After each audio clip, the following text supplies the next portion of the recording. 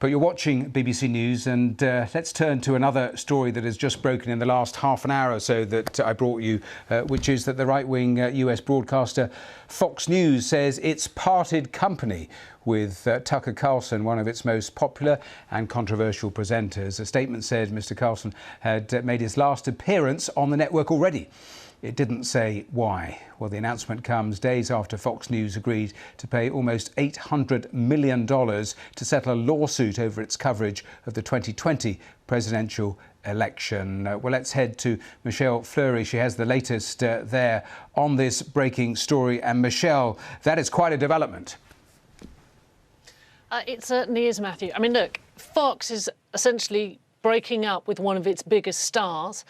It issued a sort of boilerplate statement thanking him, saying they've agreed to part ways and thanking him for his service. If you look typically at how these things play out on American television, often you get stars of this stature being given a kind of farewell show, but that doesn't appear to be the case, because the statement goes on to say that Mr Carlson's last programme was Friday, April 21st. But when he closed out that show, he said, "See you on Monday." So it's unclear what triggered this. It's unclear whether Mr Carlson knew that would be his last show or not. The BBC is reaching out to him to try and find out what comments he has to make about that, and Fox is pointing reporters to the statement they have issued. But as you say, it comes after this huge settlement in the Dominion defamation lawsuit that Fox News reached just last week. At the same time, the company's legal woes aren't over, because it faces another lawsuit from another election technology company, Smartmatic, and there is another outstanding lawsuit from a former Tucker Carlson producer called Abby Grossberg, who sued the company and Mr Carlson, saying that it was a hostile work environment. Yes. So whether that is connected to this, at this point, we just don't know. It's really interesting because we've had those couple of lines in the statement, but there is so much to this story we don't know. The fundamental question to be answered is why. Now, of course, one remembers only last week when that court case was ongoing and potentially it was going to see Rupert Murdoch and some of its star hosts in the dock giving evidence. Was he one of those people behind the scenes, that those emails or conversations about their discomfort, was he one of those people?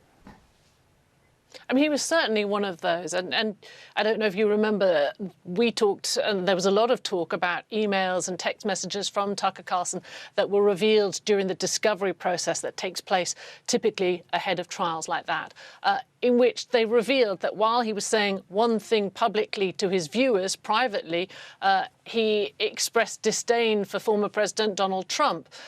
And so it created embarrassment for the company, but certainly it wasn't unique. I mean, there were other text messages from other hosts and anchors that equally expressed similar, if you like, incredulity at some of the claims that they were broadcasting on the air. So it's unclear whether it's related, but I mean, it's worth pointing out that Tucker Carlson is one of its key stars. He regularly brought in 3 million viewers during the kind of primetime slot.